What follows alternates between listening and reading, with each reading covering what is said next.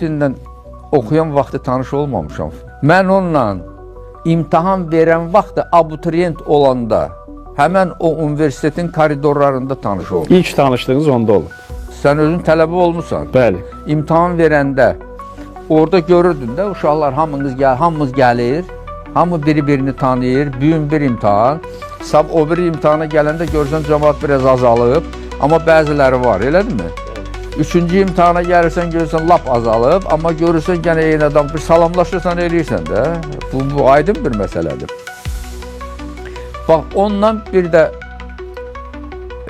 Xımarinlə, hansı ki, indiyənə kimi bir dostluq edirik. Onunla biz həmən o abituriyent olan dövr, imtahan verən dövrdə tanış olmuş. Həmin o dəhlizdə. Bəli.